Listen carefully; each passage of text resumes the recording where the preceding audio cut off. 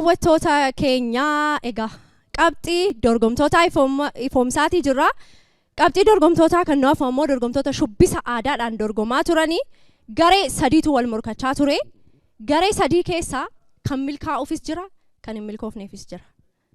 Kan milkaa'uufoo eenyudha laata? Yeroon sun geessee jirti. Yeroo isin hawwiidhaan eeggachaa jirtan kallattiidhumaan gara qabxii fagochuuttan darba.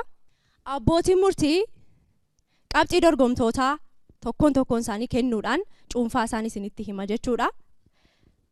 Garee sadii wal morkachaa turan keessaa garee biiftuu salaalee. Garee biiftuu salaaleedhaaf abbootiin murtii keenya sadaniyyuu qabxii kennanii qabxii cuunfaa waliigalaa haa ta'u.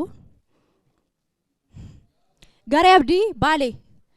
Garee abdii baaleedhaaf abbootiin murtii sadan qabxii isaan kennanii cuunfaansaa 20 keessaa 11 kennaniifii jiru jechuudha sadan isaaniiyyuu. Garee biiftuu birraadhaaf ammoo abbootiin murtii qabxii isaan kennan 20 keessaa sadan isaanii kennanii cuunfaasaa 20 keessaa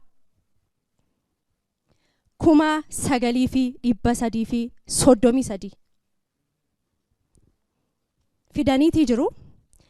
Garee biiftuu salaalee ammoo 20 keessaa qabxii waliigalaa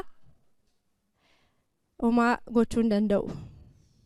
Qabxii waliigalaa 19,666 fiduudhaan akkasitti sadarkaa jalqabaadhaan marsaa itti aanutti dabartanii jirtu.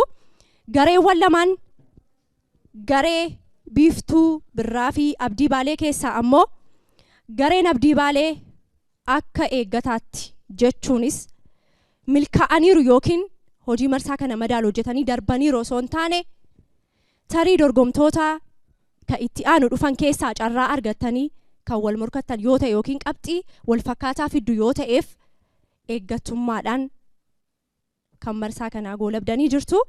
Gareen hin milkoofneef garee biiftuu birraatii marsaa kanaaf isiniif hin milkoofne warra gammaddan garee biiftuu salaaleen baga gammaddan jenna. Biiftuu birraadhaan ammoo cimaa hojjedhaa har'a milkoofne jechuun yeroo mara milkoofne miti jechuun dhaamsa keenya dabarsina. Warra eeggataan xumurtanis galatoomaa isiniin jenna. Meerre haamileen keessan.